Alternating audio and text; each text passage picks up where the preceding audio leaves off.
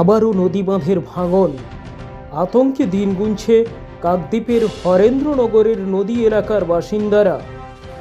গতকাল বিকেলে দক্ষিণ ২৪ পরগনার কাকদ্বীপের রামগোপালপুর গ্রাম পঞ্চায়েত এলাকার হরেন্দ্রনগর মন্দিরের ঘাটের কাছে গবদিয়া নদীতে হুড়মুড়িয়ে ভেঙে গেল নদী বাঁধ।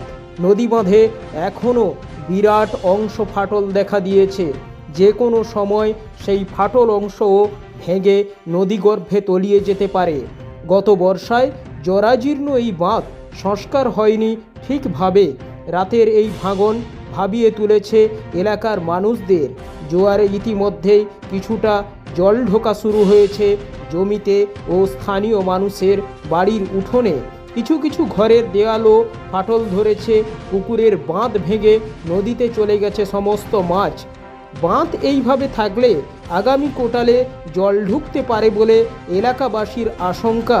প্রশাসনের পক্ষ থেকে এলাকার মানুষদেরকে অন্যত্র সরিয়ে নিয়ে যাওয়ার প্রাথমিক চিন্তাভাবনা শুরু হয়েছে।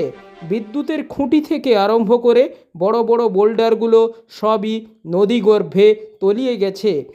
এইটা তো হট করে ধসলে টেনেলে বালিতে রাতারাতি এখন কোনো করতে পারিনি। মা জল এমন জলমঙ্গ হয়েছে কোনো গুছিতেই পারিনি। আমরা ছেলে পুলেলে এখন অনেক কী করবো, গরু বাছুর টানাটানি করে আমরা সেরে পালিছি।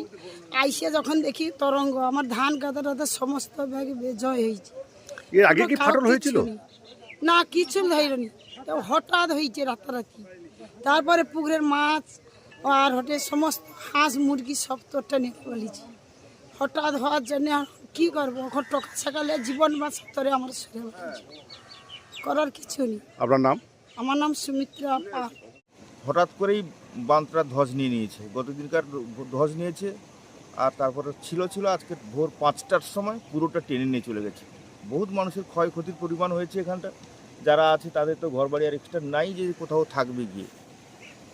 আর এতে যে কীভাবে বাঁধটাকে মেরামত করা যায় বা এখানে বহুত মানুষের বসবাস, তাহলে পরে যদি না বাঁধা যায় তাহলে খুব ক্ষয়ক্ষতির পরিমাণ হবে। সামনে বাজারও আছে, বাজারটাও ক্ষয়ক্ষতির পরিমাণ প্রচুর পরিমাণের হবে।